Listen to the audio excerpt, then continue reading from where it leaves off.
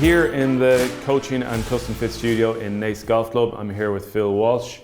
Phil has been playing a lot of golf for the past couple of months, and he's been logging and recording every single shot that he hits through the new Arccos system. So you'll see these little things that fit into the top of the grip, and every shot he plays he's able to record and get some great data.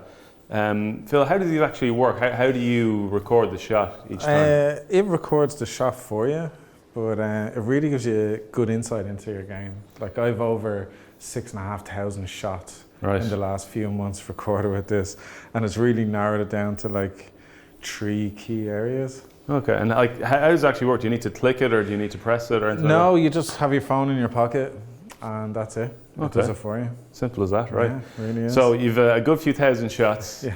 We're seeing some strengths and weaknesses, obviously, but where are the weaknesses coming from?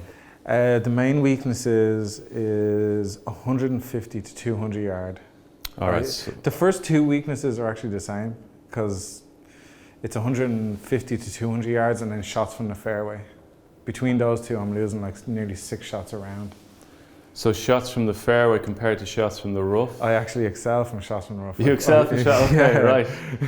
Okay, that's interesting. And is that with kind of 7, 6, 5 irons kind of things, or? It doesn't go that specific on the shots from the rough. Right. It'll say shots from the rough that I'm gaining strokes. So okay, that's interesting. Maybe it's the way I'm coming into the ball, I don't know, but Could be, yeah. I'm a lot more comfortable hitting out the rough than off the fairway, which is an odd. So winter golf is great for you as a bit of place and a little bit of a tough to grass. Low scores then. Okay, right. So you're finding that the tighter kind of fairways now that we're getting in the summer, when you do hit the fairway, that it's causing you a little bit of trouble. Like, what kind of shots are you getting? Like, what's the shape, or what's the strike? Usually 10 is the miss. Okay. 10 is the miss. Okay. But funny, when I'm pitching and I'm inside that 100 yards and in, like, the tighter lie is, I actually gain shots then. Okay, interesting. Right. Yeah. Okay, so we'll maybe hit a few 6 irons. We're going to use Trackman here to get some data on you. So hit a couple there, loosen up, and we'll see what kind of numbers we're getting. Okay. And just try and swing your normal swing here. And normal swing? Yeah. Okay.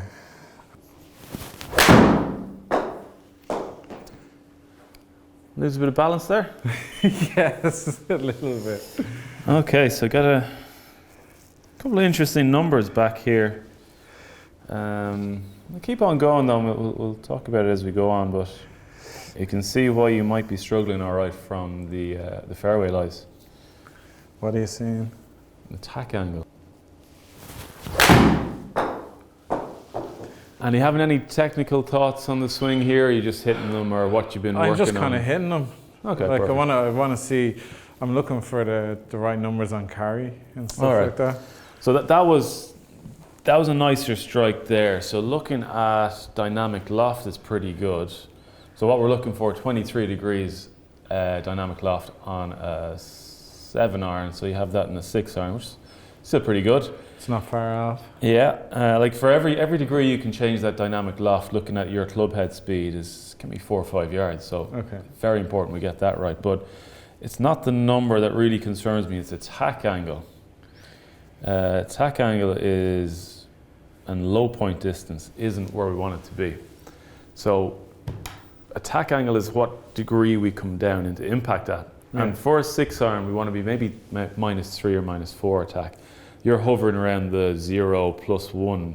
That last one there is 0.9 so degree. So would that be why I would thin shots have a tendency? Absolutely, thin shots and even sometimes fat shots. Yeah. It's the same kind of fault. Yeah. So what we're seeing in your backswing is that your arms kind of travel around you a little bit too low, like this. Yeah, I have noticed that. It's great for hitting draw shots, and when you time it great, or time it well, it can be fantastic, but if it goes a little bit off, you can just see those shots not finding the center of the club face, which we saw some of your shots there. Yeah. I'm also prone to an out shank. Yeah, absolutely, because the club can be traveling too much into out with that as well. Now your path, for the most part, doesn't look too bad. Any of the shots that we picked up, Pat, it's hovering around the kind of +1, +2. So it's good today now, but if your alignment gets off on the golf course, that's where your path, like if you start to aim too far right, which I imagine can happen sometimes, you will end up getting a lot of draw on the golf ball. Yeah. I don't see a massive amount of draw on the irons. It's like I've learned to time them. Okay, but it really comes into play with driver. And that's another thing with Arccos, like driving accuracy is a real problem. Like. Okay, we'll look at that as well, but it'll be similar type of change I would want you to do with the iron and the driver. Yeah. You mentioned as well how you excel from the rough. Yes. Yeah. So what's very interesting about that, and this is where Arccos is fantastic, that when you're in the rough, that ball is sitting up that little bit more. Yeah. So it allows for a shallower angle of attack. So you can get away with some of these shots from the rough, having the club coming in low, because the ball is kind of sometimes perched up with a bit of grass underneath it. We get this tighter kind of fairway lie. You know, you catch that ball an inch beforehand, it's sayonara. Yeah, because the way things are is like, I nearly prefer being in the rough. Yeah, okay, well, we got to change that. Let's stop aiming for the rough with the driver. Yeah. Okay, so if you set up there for me. Okay. And just take us up to the top of your backswing. So this is where I really want you to change here. So this is affecting your attack angle. Okay. So set up again, and what I want you to do, going to do this nice and slowly so you don't take my head off, right? Okay. Just picture where I am here, yeah? And I want you to swing up to the top of your swing, nice and slow without hitting me, all right? Keep on going, keep going. Okay, so still a little bit low. So what I want you to feel a little bit more here next time is we're going to set the hands a little bit sooner. So kind of hinge in the hands, and keep turning with me, keep turning with me. So what I'm looking for, this is going to feel like you're way up here, but when you see it later on, you'll see that I'm just looking to see that shoulder in between your two arms here. Okay. Okay. So let's do that again. So you're going to feel a lot of straight up. Straight up. Just do it slowly, but a lot of hinge. So what I don't want you to feel is that we say we don't hinge the hands and we end up going that way. Okay. It's a lot. This is why the grip is so important as well. Yeah. So it allows the hands to move this particular way. So I'm going to stand here. That's better there. So you're going to feel like you're over here at the top of your swing. Where usually if I stand here, like you're taking my head off over here. So not quite there. Let's go again. No. What I don't want to see either, don't let go now, is that you're coming over here, increasing the gap from your hands to your leg. Okay. So your hands are moving sort of backwards straight, hinging straight away, up. More up. Now what that's going to help us do is get a higher kind of, obviously, position of the hands and come a little bit more steeper down into impact. And take a divot. Taking a divot. So you haven't been taking any divots, have you? No, I do carry a divot bag around though, but it's just, it's just in case. Just in case. Hit a golf shot. Right, thanks for clarifying that anyway. Make sure, folks, you carry those divot bags around. All right, just do a few practice swings, and I want you to do this almost like it takes 5 seconds to the top of your backswing. To see how quick, we want to learn this nice and slowly, give us time. Okay, up. Better. There? Yeah. Now, I wouldn't expect you to get where I want you to get within 3 or 4 weeks, even hit a lot of balls. But once we get that left arm higher, it's going to feel more up. The left arm? Left arm up. Okay. Because I'm concentrating on making this motion to see my shoulder. Okay, yeah, well. The set there.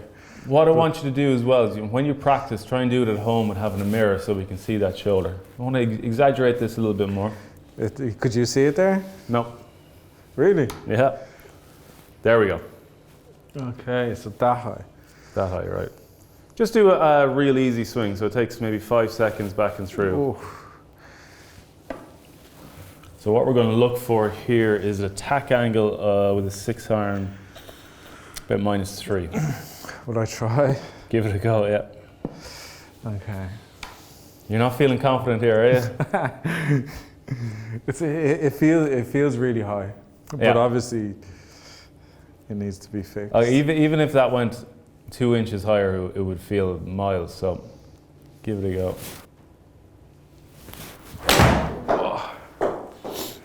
That was a bit more of a strain. Well, here's your attack angle that it's -4.3. It wasn't on the center of the club face, but now our low point is nearly 4 inches after impact. So this is where now you can start playing those shots.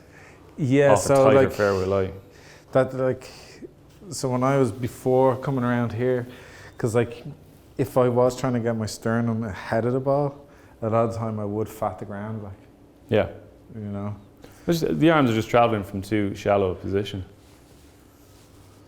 So you mentioned the wedges that were fine, that you've no problem with that, and that's because it's a shorter club. You'll naturally swing the club a little bit higher up or more upwards with that, and then you're leaning a little bit more left in the wedges as well. But with the irons, and particularly when we look at the driver as well, I want you to do the exact same thing. Yeah.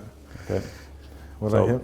Lots of practice swings using a mirror if you can as well to see that position. There you go.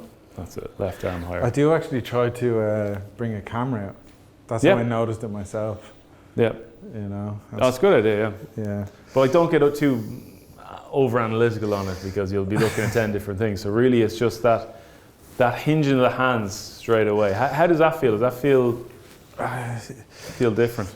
Yeah, it feels very different. Okay. But like, it feels different going up, but coming down, it feels effortless. All right. You know, it doesn't seem as much effort to actually get through the ball. The offshoot of this is we might see some ball flight like we see there, a little bit left to right. Now, I'm not necessarily trying to turn you into a fader of the golf ball. You said that you do hit it pretty straight anyway. Now, if it does start to fade, don't. As long as the scores keep dropping. I suppose so, yeah. The ball can move whatever way it wants. Right, show us that again. So, do another practice swing, and I want you to do this rehearsal. Think Justin Thomas. Okay. You ever see that deliberate rehearsal he does? Picture that left arm nice and high. Have to set those hands. That's good there. Yeah. Right, let's set that. Okay.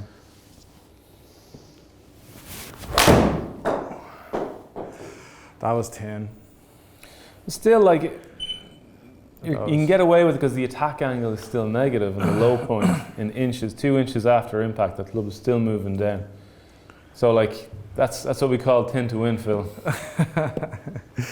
It didn't feel like a good contact, though. Will I go again? Yeah, but isn't it better than hitting those kind of fat ones, though, sometimes? You know? Yeah. But like, tin is always in my head as... Okay. I need to get rid of that. Okay. You know?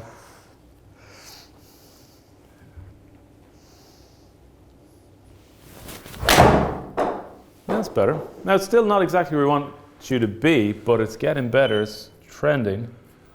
Better flight there. That's pretty good. How'd that one feel? A lot better. Like, it's kind of add the speed in afterwards, because I think if you try to go full out, it's... So this is where we work these hands straight away. See, I could go up higher, couldn't I? I like that though. Like, you can still see a bit of that shoulder in there. Now if we go back to the start.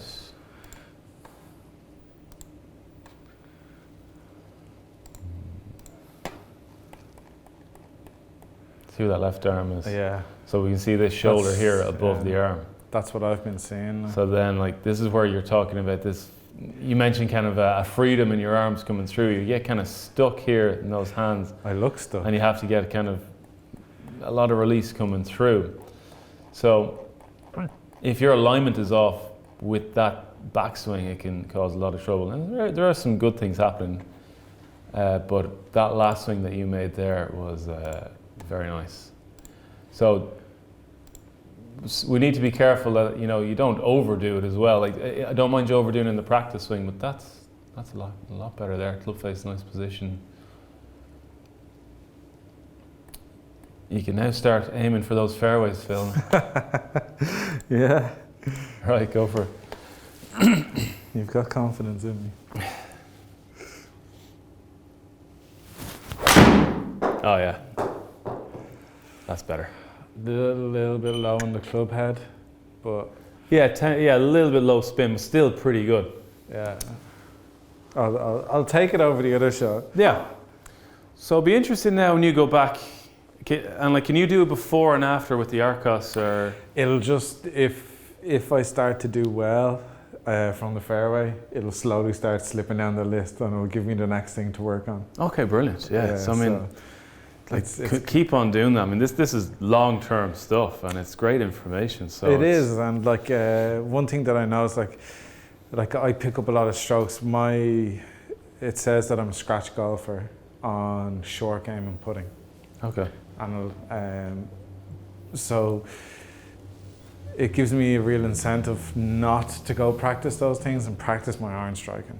Yeah. Practice my driver accuracy. Yeah. Because otherwise, like, I'd just be pitching shots in all day and like feeling great about myself. Yeah, of course. But my scores wouldn't be lower, and like, so it is handy in that way. Like. But like it's great for me as well, because obviously you're coming here to lower scores. Like, if we just keep working on the same things that we're not fully sure where you're struggling. Yeah.